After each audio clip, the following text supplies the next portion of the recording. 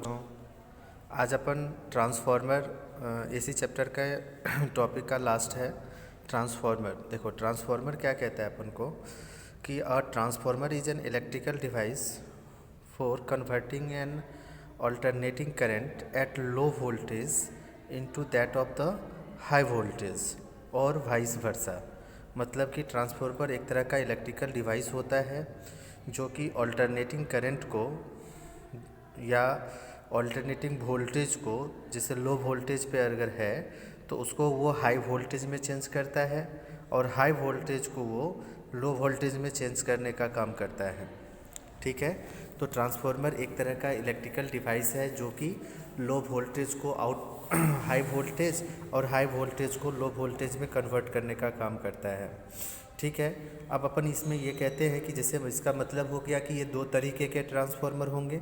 एक तो अपन को होगा जो लो इनपुट को हाई आउटपुट में चेंज करेगा और दूसरा होगा कि हाई आउटपुट को लो लो आउटपुट में चेंज करने का काम करेगा। ठीक है, अब देखो बच्चों कि इसके अंदर अपन क्या कहते हैं कि दो तरह के जो ट्रांसफॉर्मर में है, तो इसमें कहते हैं कि if it increase the input voltage, अगर कोई ट्रांसफॉर्मर है जो इनपुट वोल्टेज को इंक्रीज करता है तो उसको अपन कहते हैं step up transformer. And if it decrease the input voltage it is called the step down transformer. अगर कोई ट्रांसफॉर्मर है जो इसकी वोल्टेज को डिक्रीज करता है तो उसको अपन क्या कहते हैं, स्टेप डाउन ट्रांसफॉर्मर। ठीक है, ये अपन को दिया हुआ है, डायग्राम भी इसको याद रखना है। इसमें देखो कि प्राइमरी कॉइलिंग जो है अगर सेकेंडरी कॉइलिंग से कम हो तो उसको हम स्टेप अप ट्रांसफॉर्मर कहेंगे। अगर प्राइमरी कॉइलिंग सेकेंडरी कॉइलिंग से ज़्यादा हो, जैसे P और S यहाँ पे रिप्रेजेंट किया हुआ है, तो P for primary coiling and S for secondary coiling. तो अगर प्राइमरी कॉइलिंग सेकेंडरी कॉइलिंग से ज़्यादा होते हैं तो वहाँ पे अपन कहते हैं स्टेप डाउन ट्रांसफॉर्मर है। ठीक है, इसका प्रिंसिपल ऑफ वर्किंग होता है, तो प्रिंसिपल ऑफ वर्किंग अपन कहते हैं it works on the principle of mutual induction. Mutual induction अपन ने पढ़ा था। म्यूचुअल इंडक्शन में अपन वही कि प्राइमरी कॉइलिंग के अंदर अगर अपन करंट की इनपुट को चेंज करते रहेंगे तो उसका इंड्यूस्ड ईएमएफ जो है वो सेकेंडरी कॉइल में बिल्डअप हो जाता है और वो उसको अपोज करता है। ठीक है, तो वही चीज़ें अपन को यहाँ पे भी ध्यान में रखना है बच्चों। तो अपन कह देंगे सिंपल सा, it works on the principle of mutual induction when a changing current is pass through one of the two inductively coupled coils are induced EMF is set up in the secondary coil या other coil. ठीक है, अब बच्चों इसके constructions की बात भी अपन ध्यान में रखेंगे। इसमें कहते हैं कि a transformer essentially consist of two coils of insulated copper wire having different number of turns and wound on the some soft iron core। ठीक है, ये सिंपल सा अपन एक छोटा सा इसके अंदर अपन प्रेडिक्शंस कंस्ट्रक्शंस का आप लोग को लिखना है। इसमें ये भी थोड़ा सा मेंशन कर देना आप लोग कि जैसे the coil P to which electric energy is supplied is called the primary, जिसमें अपन करंट देते हैं उसको अपन प्राइमरी कहते हैं। And the coil from which energy is drawn या output is obtained is called the secondary. ठीक है, और इसको अपन एक चीज़ और ध्यान रखना है आप लोगों को कि to prevent the energy losses due to eddy current laminated core is used. मतलब कि इसमें अगर एडी करंट के लॉस से प्रिवेंट होने के लिए हम इसमें क्या करते हैं, लेमिनेटेड कोर जो है वो यूज़ करते हैं। ठीक है, अब अपन को टू टाइप्स ऑफ अरेंजमेंट अपन को दिखा रखा है ट्रांसफॉर्मर का, जिसे एक को अपन कहते हैं सिंपल, एक मिनट बच्चों,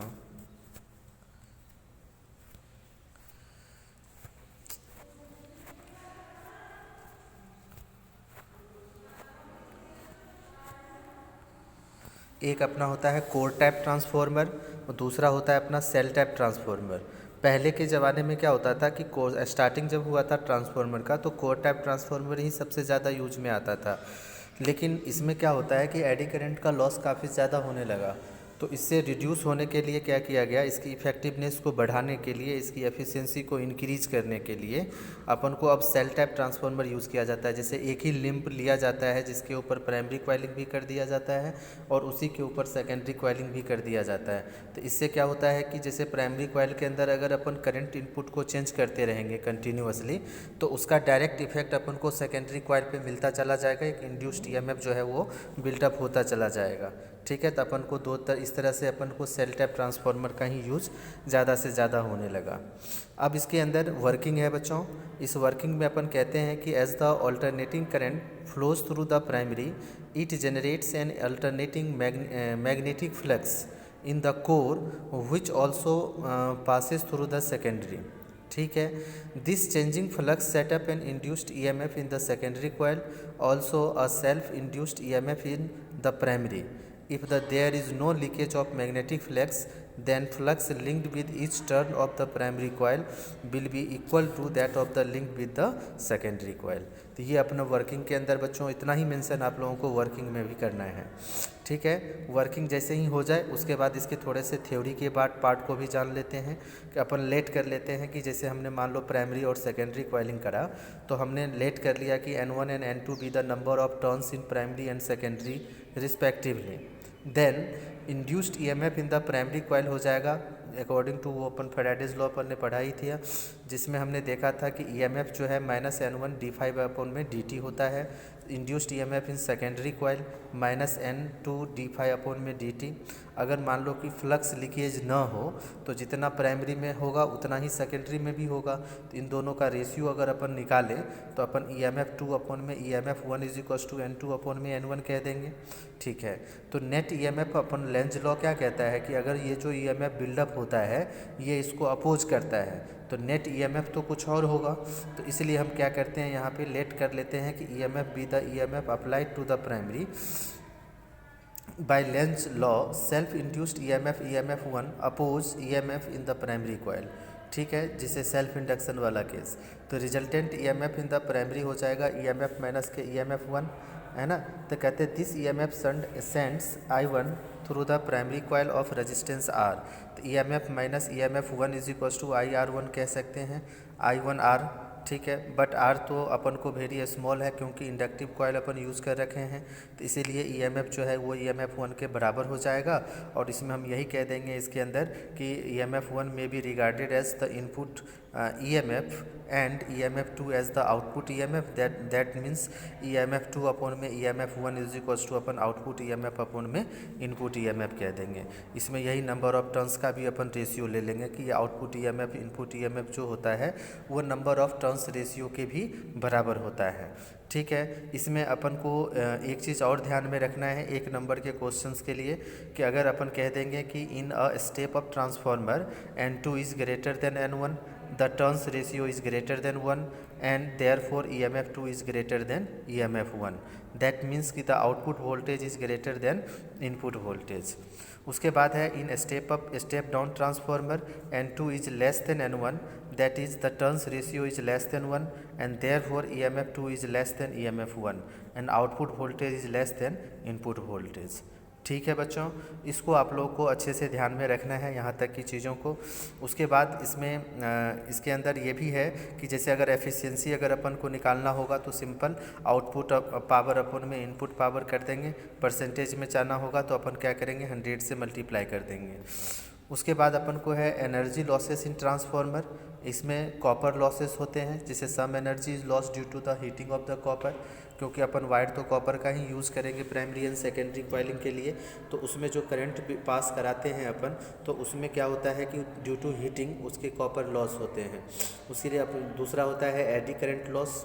ठीक है, जो उसके मेटेलिक सरफेस के ऊपर बिल्डअप हो जाता है कंटिन्यूसली मैग्नेटिक फ्लक्स को चेंज करने से। दूसरी चीज़ें अपन कहते हैं तीसरी हिस्टेरेसिस लॉस, मतलब उसके लूप का पाथ जो है उसके कारण भी लॉस होता है। जैसे आयरन कोर के अंदर जो साइकिल्स ऑफ मैग्नेटाइजेशंस क्रिएट होते हैं, मैग्नेटाइजेशन एंड डीमैग्नेटाइजेशन का जो लूप बनता है या साइकिल बनता है उस core of the iron core में, उसका भी अपन उसी को अपन हिस्टेरेसिस लॉस कहते हैं। फोर्थ नंबर है फ्लक्स लीकेज। फ्लक्स लीकेज अपन की जैसे मैग्नेटिक फ्लक्स जो है वो प्रोड्यूस्ड होता रहता है प्राइमरी के अंदर, और वो फुल्ली मतलब कि टोटली पास नहीं होता है सेकेंडरी में, सम लीकेज भी आ जाता है एयर के अंदर, तो इसीलिए अपन उसको फ्लक्स लीकेज भी कहते हैं। दूसरा होता है ह्यूमिंग लॉस। ह्यूमिंग लॉस अपन कहते हैं कि जैसे ट्रांसफार्मर के थ्रू बहुत मतलब कि एक आवाज़ जो है मिलते रहते हैं, जैसे मधुमक्खियों की आवाज़ नहीं होती है उसी तरीके से मिलते रहते हैं, वही अपना ह्यूमिंग लॉस होता है। तो ये सभी चीज़ें अपन लॉसेस के अंदर याद रखेंगे ट्रांसफार्मर के अंदर। ठीक है बच्चों। उसके बाद है यूज ऑफ ट्रांसफार्मर। तो यूज ऑफ ट्रांसफार्मर के अंदर अपन कहते हैं कि small transformer are used in the radio receivers, telephones, loudspeakers etcetera, in voltage regulator for TV, refrigerator, air conditioners, computers etcetera. ठीक है। स्टेबलाइज्ड पावर सप्लाईज में भी यूज़ किया जाता है। ठीक है। Step down transformer use to obtaining large current for electric welding के लिए भी यूज़ किया जाता है। Step down transformer is used in the induction furnace for melting metals. Step up transformer is used for the production of X-rays. ठीक है। तो ये सारी चीज़ें अपन याद रखेंगे। उसके बाद यूजेज कंप्लीट हो गया। ठीक है बच्चों। इसके बाद में नेक्स्ट क्लास के अंदर एक चीज़ और थोड़ा सा समझ ही लो। इसमें अपन कहते हैं long distances transmission electrical power के लिए, तो इसमें सिंपल सा आपको ये फ्लो चार्ट याद रखना है। ठीक है। ये फ्लो चार्ट है। इसमें हम क्या करते हैं कि कोई जैसे पावर जनरेटिंग स्टेशन होता है, उस पावर जनरेटिंग स्टेशन के ऊपर मान लो कि अपन ने 66,000 या 66,000 जो है पावर जो है वो बिल्डअप किया वोल्टेज का। ठीक है। उसको अपन क्या करते हैं, स्टेप अप ट्रांसफार्मर के थ्रू उसको 1,32,000 में चेंज कर देते हैं। ठीक है। बढ़ा दिए वोल्टेज को। अब उसको बाद अपन क्या करते हैं, उसको एरिया सब स्टेशन पे भेजते हैं। एरिया सब स्टेशन पे स्टेप डाउन ट्रांसफार्मर लगा हुआ होता है, वो उस 1,32,000 वोल्ट को क्या करता है 11,000 वोल्ट में चेंज कर देता है। चेंज करने के बाद अपन क्या करते हैं, उसको फिर एक स्टेप डाउन ट्रांसफार्मर लगा देते हैं, जिसके जो अपन को कंज्यूमर सब स्टेशन पे होता है, और वो कंज्यूमर सब स्टेशन क्या करता है उस 11,000 वोल्ट को 220 वोल्ट में चेंज कर देता है, और वही अपने को electrical supply house hold circuit के अंदर अपन को मिलता है, जो अपन सप्लाई में यूज करते हैं। ठीक है। तो ये अपन एक डायग्राम है, इसी डायग्राम को आपको एक्सप्लेन करना है लॉन्ग रेंज डिस्टेंसेस के लिए अपन कैसे देते हैं। ठीक है बच्चों। ओके।